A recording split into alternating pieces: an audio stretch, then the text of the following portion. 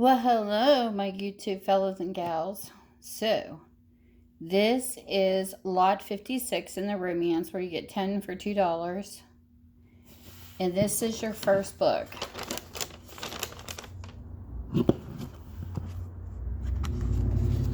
We have A Loyal Companion by Barbara Metzger. This is a 1992 copyright.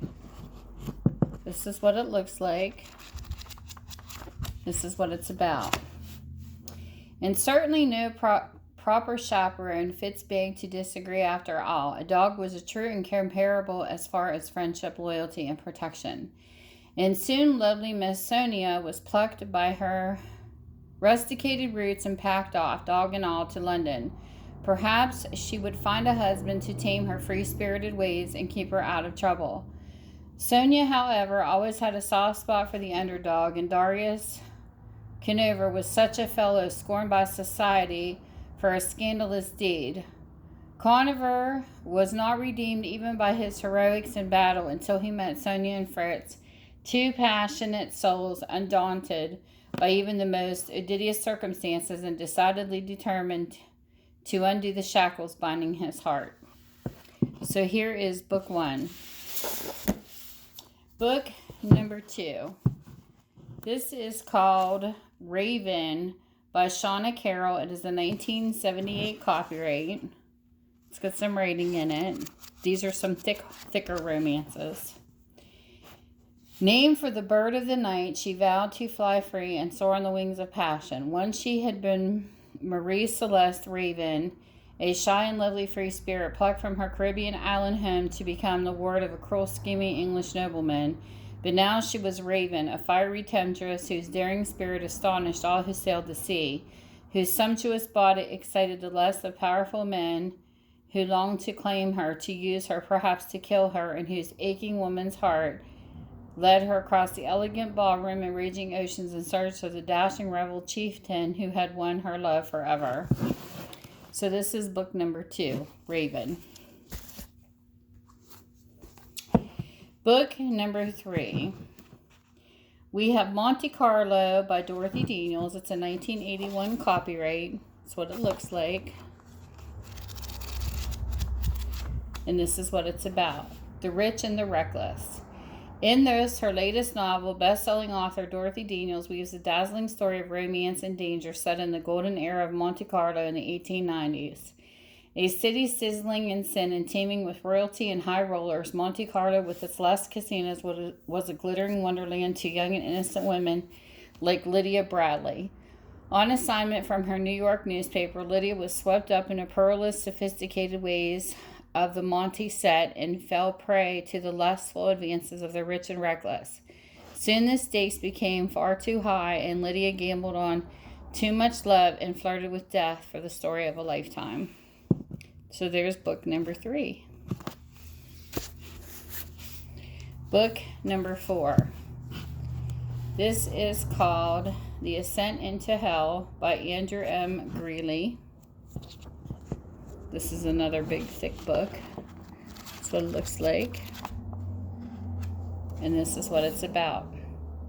Thomas Donlan made a bargain with God. If his wife survived the night, the son born of this terrible labor will become a priest. So Hugh Donlan's life is directed toward that vocation by his loving parents. When he was tempted in his youth by the beautiful Maria Manfredi, she is removed from his life. But the priesthood is not the idealistic service Hugh had been led to expect, and when the revolution of the 60s comes, Hugh leaves it and rushes headlong into marriage and the secular world. With compassion, insight, and wit, Father Greeley. Can't tell if it's, Father Greeley gives up the parable of grace, the story of a pre-spiritual pilgrimage and 2 strong women contending twice for the man they both love. This sounds like a good book.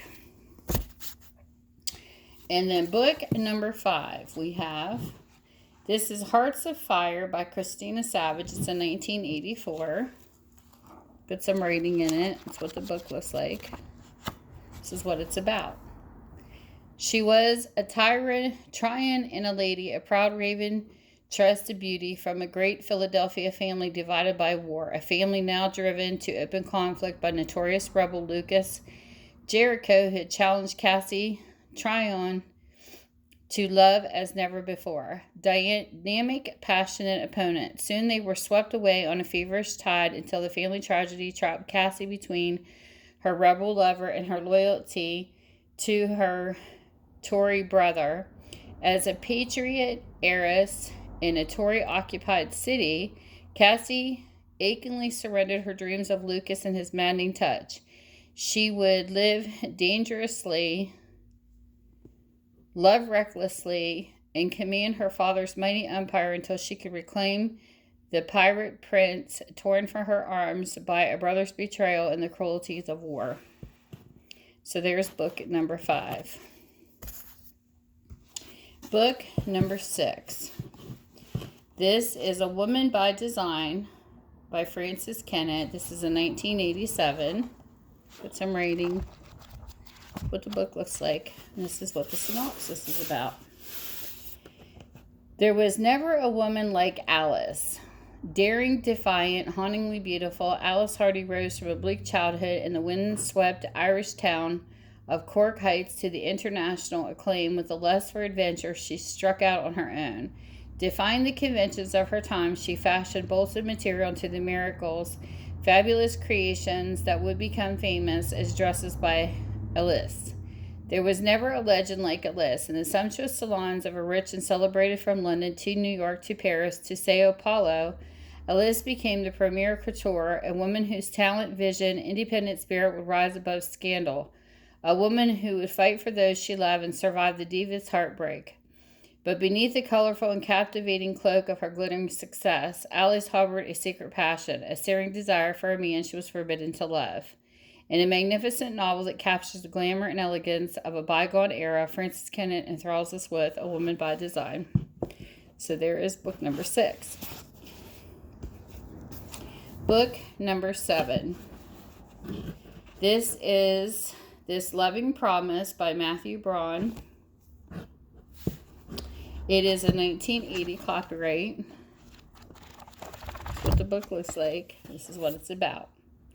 And he needed her. Driven by destiny, tough, handsome Tom Stewart pushed his way to the Texas frontier where the Rio Grande lay waiting for him to make his own proud and determined. To make it his own. Proud and determined, Todd would build a vast steamship empire, but he couldn't do it alone. She wanted him. Inspired by the desire and glory of love, Javette St. Vrain, the dazzling Creole beauty, would have given up her family and wealth for her beloved New Orleans to follow Tom Stewart to the rugged edge of civilization. But when he took her in his arms and kissed her trembling lips, she didn't hesitate. Together they would pledge eternal trust and passion in the loving promise. So that's 7. Book number 8. This is called China's Shadow by Chrissa Ross. It's a 1974. You will get lots of readings out of these ones. That's what it looks like. This is what it's about. Exotic pleasure, exquisite pain. Lovely young Flora eagerly exchanged her dull, dreary life in England for a romance and adventure of China when she accepted a position as governess to the daughter of a wealthy merchant, Henry Armitage. She soon found herself falling in love with the exotic country and with her handsome employer. But Henry was often preoccupied with business affairs, and Flora despaired of ever winning his love. Also, there were rumors concerning the mysterious death of his first wife. Then Henry's Chinese partner, Chen, entered her life, and Flora was torn between 2 cultures and 2 men, forced to make an agonizing choice. So there you have book 8. Here's book 9. Book 9 is Ice and Rapture by Connie Mason. It's a 1993 copyright. That's what the book looks like. This is what it's about. Oh. Cool as a cucumber and totally dedicated to her career as a newspaper woman, Maggie Aftron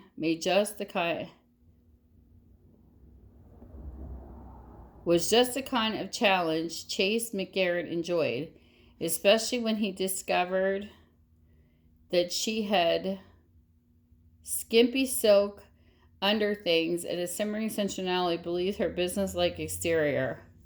Rapture. Viral and all too sure of himself, Chase was just the kind of man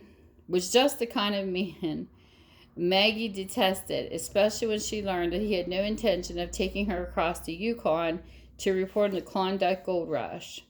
Cold and hot,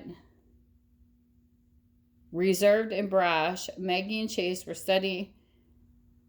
study and opposite, but when they joined forces in the frozen wilderness, the fiery sparks of the searing desire burned brighter than the northern lights. That is hard to read on that back. You can barely see the words. But there's number 9. Book number 10, As Time Goes By.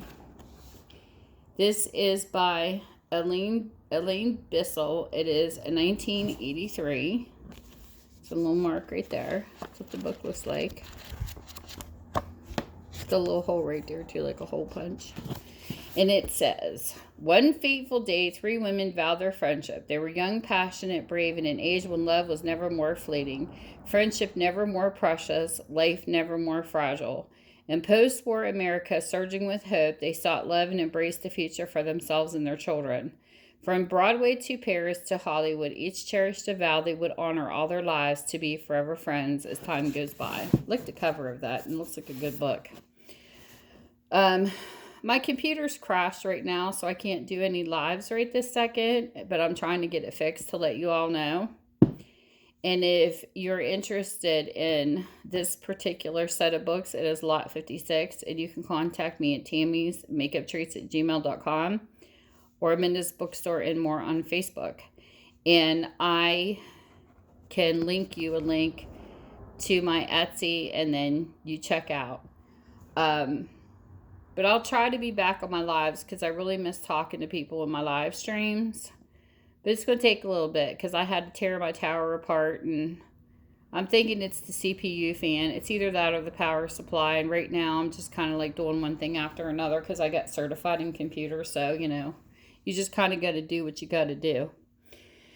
But just hang with me, bear with me, guys. I just got a lot on my plate right now. And I hope whatever time zone you're in, you all have a great time. And I hope to see you soon because I really miss you guys. And you take care. Bye. See you soon.